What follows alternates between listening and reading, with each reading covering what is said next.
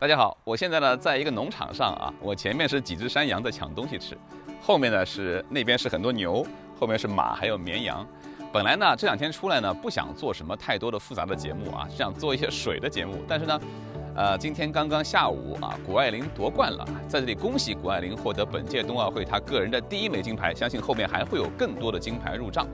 但是呢，我们之前曾经做过一个关于谷爱凌的这个爆料的节目，是吧？我们就留了个影子嘛，说有一个关于谷爱凌的很重要的爆料呢，就等到她拿了金牌以后说。这是个什么爆料呢？其实很小啊，就是谷爱凌呢，她的偶像是谁？她的人生楷模是谁？这个人啊，这个人是个大反贼，而且这个人刚被抓起来。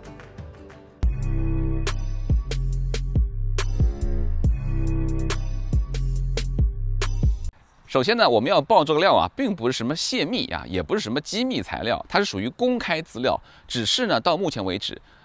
还没有一个人注意到这个公开资料里面这个小的细节啊。当然，这个我不能贪功，因为不是我自己发现的，而是我的一位长期的铁粉偶然间发现的，然后告诉我的，在这里感谢这位兄弟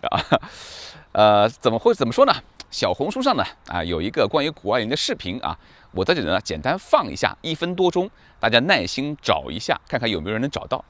这个带着一口浓厚的北京腔却长着外国面孔的小女孩，是学生，是模特，还是即将代表我们中国出战冬奥会的运动员？她就是谷爱凌。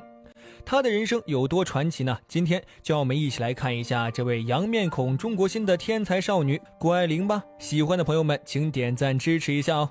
谷爱凌从小在美国长大，父亲毕业于哈佛，母亲本科毕业于北京大学，硕士毕业于斯坦福，爷爷也是毕业于斯坦福的高材生。基于这样的家庭环境，谷爱凌从小就很自律，对待每一件事都无比认真。从8岁开始就立志长大一定要考上斯坦福大学。2019年1月，16岁的谷爱凌获得她人生中的第1个世界冠军，以优异的成绩登上了国际雪联榜首。日复一日的训练下，谷爱凌也没有忘记自己年少时的目标，考上斯坦福。为了能够规划好自己的时间，她更是做了一个大胆的决定，自学。她放弃了美国全日制高中课程的机会，选择自学来完成高中学业。在1年的时间里，她通过自学和上补习班，以全1的成绩完成了高中2年的学业，顺利毕业。高考时更是以差20分满分的成绩被斯坦福录取。可能有细心的朋友已经看到了啊，就是在里面讲呢，谷爱凌2019年她16岁的时候呢，准备要申请斯坦福的时候呢，她坐在那儿有一个填表的动作。这个网上的网络表格里面有几行啊，其中有你最喜欢的电影啊，你最喜欢的发明啊等等这样子啊，其中有一项你个人的人生导师或者偶像是谁？昂山素季。我当然我知道有很多小粉红并不知道昂山素季是谁啊。关键是呢，2019年这个时间点很有意思。昂山素季呢，在2019年当时呢，因为替缅甸的关于罗兴亚人这个问题辩护呢，其实在西方呢已经不是那么很吃香的一个人了。很多人都宣布说，哎呀，我以前视你为人生偶像的，怎么你是这样子啊？我以后我看认错人了，是吧？但是呢，在这个时候呢，谷爱凌依然填了昂山素季，你说是不是个大反贼吧？支持民主自由，而且跟缅甸军政府啊，跟中共关系很好的缅甸军政府，缅甸军政府就是独裁嘛，跟中共是一回事嘛，把军权抓在手里嘛，从老毛到邓小平到现在的一尊嘛，就喜欢搞这套嘛，其实是一回事啊。中共其实也是一个军政府，说到底是个军政府，所以昂山素季他是不是大反贼？拥护民主自由的，要建立这个人人可以投票的民主自由制度的，这不是反贼，在中国这不是反贼是什么？而且他刚刚被抓起来啊，我们都知道，关于昂山素季呢，我个人曾经做过好几期节目啊，我觉得呢，我个人是非常欣赏他的，而且我觉得他之所以现在缅甸陷入这样的困局，完全责任不在昂山素季，而在于西方的这个自由主义者，尤其是西方的一些政府呢，在这个问题上没有认清楚啊。他们一直觉得昂山素季呢，和平奖你应该做更多的关于这个人权的工作，当然是没错。但是我觉得当务之急呢，是要把缅甸这个民主政府给它落实了，而不是表面上是民主政府，其实这个实际权力依然在军政府手里。在那以前，谈什么解决罗兴亚问题都是白搭啊。所以我对昂山素季呢，只有一个字，表示非常的惋惜，也同时呢非常的支持，希望他能够早一些从牢狱里出来。那么在2019年，16岁的这个谷爱凌呢，把昂山素季填成她的人生偶像，到底是为什么呢？这里面我觉得有几种可能性啊。第一种呢，就是她是昂山素季唯一真正的人生偶像啊，觉得呢。因为昂山素季是本来在英国的嘛，后来呢就回到了中国去，回到了这个缅甸去，要去帮缅甸实现这个民主自由，为此不惜牺牲了自己，牺牲了跟自己丈夫见最后一面的机会，是吧？所以如果从这个角度来讲呢，那至少谷爱凌呢是不否认这个昂山素季回到自己原籍国去。自己的祖籍国去吧，然后去帮这个祖籍国实现民主自由这样一个事业的，是吧？那这个事儿，我觉得现在为中国夺取了首面金牌的谷爱凌，就会让很多人，包括中国的当局呢，包括小粉红呢，会觉得很尴尬了。你咋选这个人作为人生偶像吗？你的偶像难道不应该是习大大吗？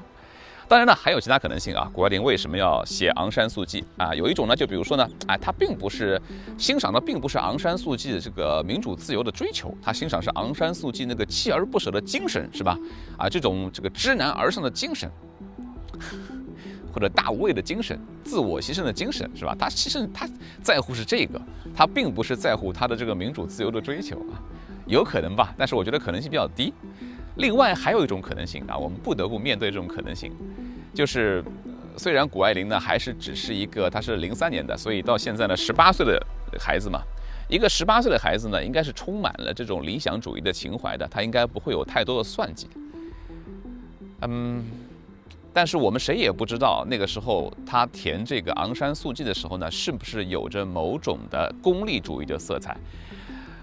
当然了，19年那个时候昂山素季已经臭了嘛，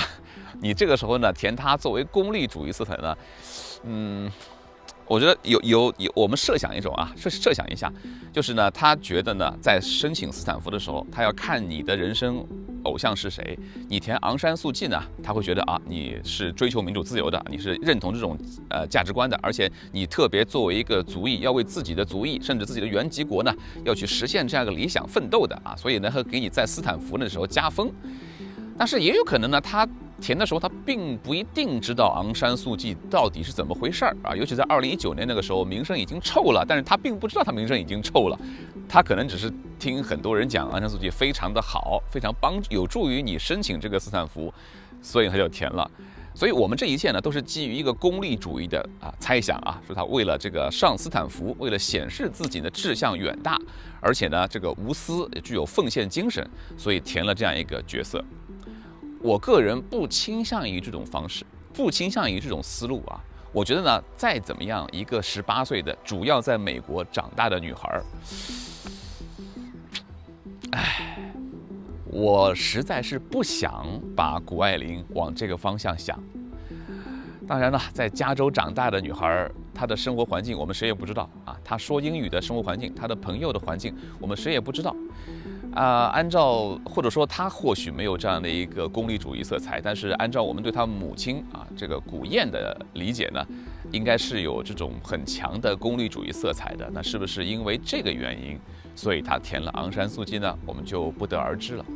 两种可能性，一种可能性就是他真正的喜欢追求民主自由，帮助自己祖籍国去建立民主自由的昂山素季，而且以此为目标，至少不排斥吧，是吧？第二，他是为了功利填的昂山素季。我不知道小粉红朋友你们更希望是哪一种？后一种或许更合你们的胃口，是吧？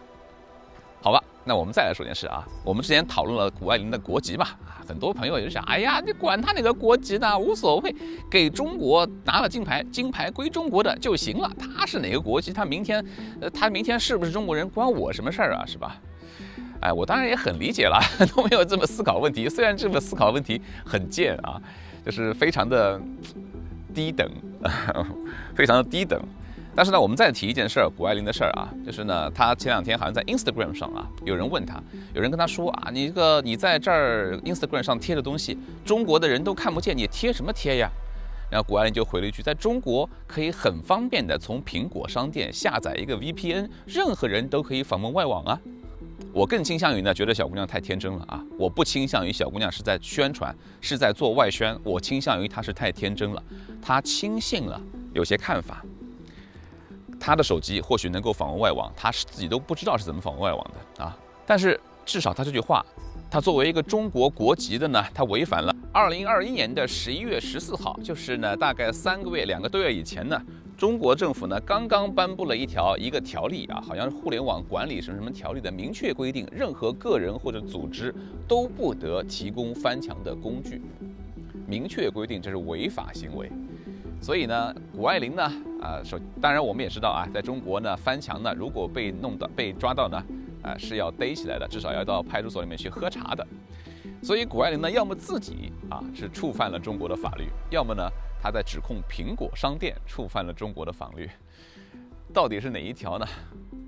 当然了，很多小粉红朋友还是那句话嘛，我管他触犯什么法律啊！为了中国能够拿金牌，或者为了中国得取利益啊，我管他什么法律犯不犯法嘛，无所谓啊！对此呢，我也只能说至少这近100多年来吧，大部分时间的一种思维状态是吧？我管他是偷来的、抢来的还是怎么来的啊？只要是我自己能吃到嘴里的，那就是好东西啊，那就是好事儿。在我看来，这样一种思维方式呢，就是丛林法则啊，就是生活在蛮荒时代的野蛮人，没有任何的文明可言。您觉得呢？自己定的法律，不管是国籍法，任何人都不得拥有双重国籍，还是这个互联网管理条例任何人都不得翻墙，也不得提供翻墙工具。在如此公然地暴露在所有人面前的时候呢，可以置若罔闻的话呢，这个国家，我不知道为什么这个世界上还有这样的国家存在。在我看来，这已经不只是强盗团伙了。土匪团伙吧。好，那这个信息我们放出去了啊，我们就静待小粉红静待很多的朋友呢对此作何评价。青山不改，绿水长流。明天见。